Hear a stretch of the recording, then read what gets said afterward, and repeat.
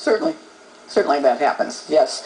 Not only that, but they're not really paid a living wage. So yes, that happens, and there are other things that we're very concerned about. Okay, I was told by the national spokesperson that there is no national policy of paying people for quotas. There is no anything like that. You just raised your eyebrows. There's that.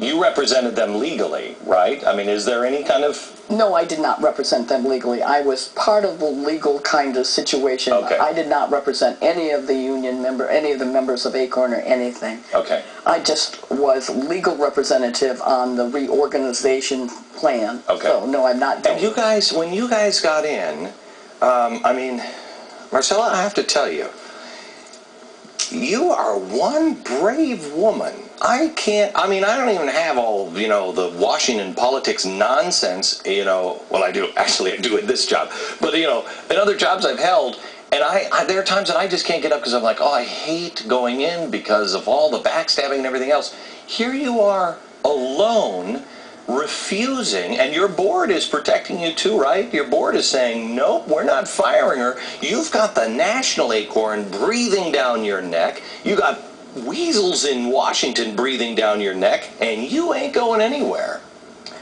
Well, you know, I have to thank my board. I mean, these are very courageous people. And not only did I sign the complaint against ACORN, but the previous chair of ACORN in D.C., Pocahontas Outlaw, also signed the very same complaint. It's a great name. Yeah. The members of the board in D.C. have been stalwart in backing us because we have asked for 3 years to have the books opened. For 3 solid years we've asked. What kind of organization can't look where the chair and the board can't look at their own books? Well, primarily it's because the boards are not functional, they're ceremonial. And once they understood that they had a board form that would not serve in that position to be ceremonial, then there was a huge problem within the organization. What is a ceremonial board? Ceremonial board is a board that sits but has no actual authority. Why would anyone do that? Why? I mean, maybe I'm coming at this as a cynic, and I am, but maybe I'm coming at it, but that seems like a front organization. I don't think the people that sit on the board thought it was a front organization. I think everyone came to this organization with the purest of intention. No. I'm not saying that the people on the board or you felt that way. Mm-hmm. Do you feel that way now at all? Like wait a minute, am I just being used here? What kind, are you providing cover? Yes. It's kind of a rubber stamp thing. We're going to tell you what to think, and you're going to say, yeah, that's a good idea, and go along with it. And when the meetings are only half a day and you bring in 51 people, they're not doing the kinds of work that they should be doing.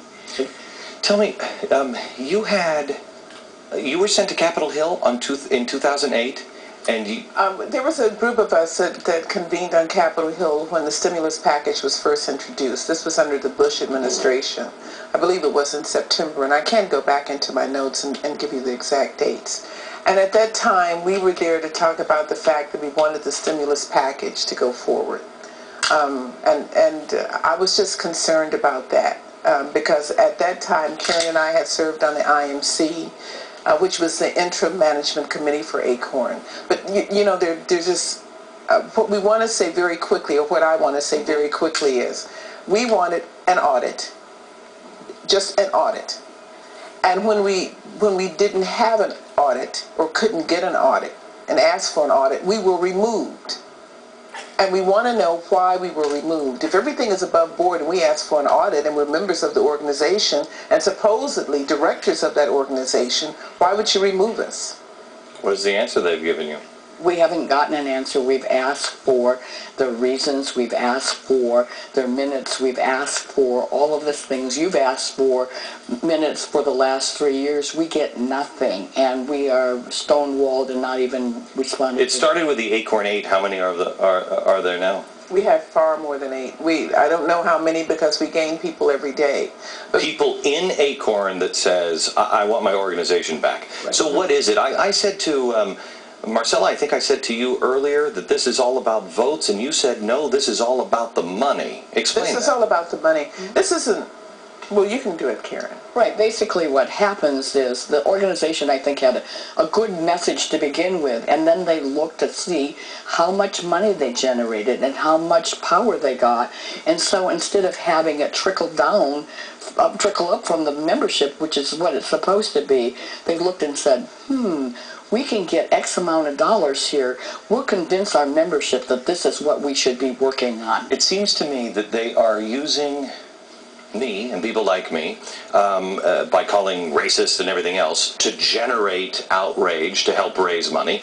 And then also they're using the lowest of our society, using them and then throwing them to the lions and saying, you know, well, it was a rogue employee, which also helps them too, doesn't it?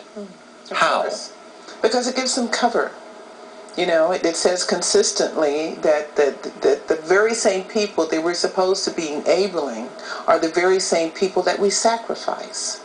So we can't have that kind of divisiveness there. If we're out to help people, who works for $9 an hour or all day long or less? Who works for that kind of money? If you're empowered and if you're not an idealist student or retiree who has a very cushy life, you can't afford to work for that kind of money.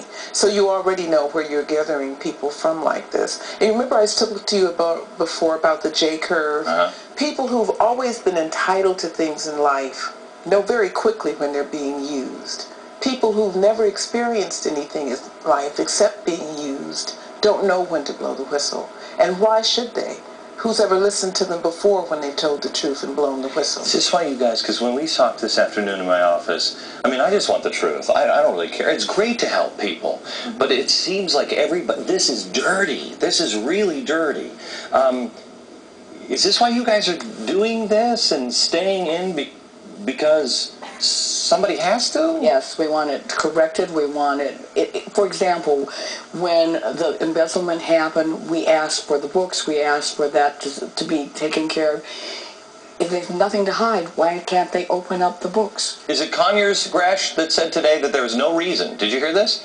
Said that there's absolutely no reason. They were going to do an investigation. I mean, they'll do steroids on baseball. But we have a statement? Where is it? Okay, here it is. Based on my review of the information regarding the complaints against ACORN, I have concluded that a hearing on this matter appears to be unwarranted at this time. Well, you know, I was actually sitting in Congress when I heard Representative Conyers really push Gerald Nadler to have an investigation of ACORN. I heard him do it. It wasn't something that I think he was doing for the cameras. Why this? Why now? Why is he backing off? But because Nadler was very resistant to there being an investigation of ACORN. He was very resistant. He showed it at that time. And I think what has happened, I have no way of proving it, is that I think that there was just a lot of pressure put on Conyers not to have this investigation. Okay. The spider web is very, very deep. We're going to spend a few more minutes with the two ladies here and talk a little bit about that. And also, I've asked them to make a plea to somebody in Washington. I know people watch us in Washington, D.C. Somebody is watching us that is just going to say, you know what, I don't care. The truth is the most important. They'll make that plea coming up in just a second. Stand by.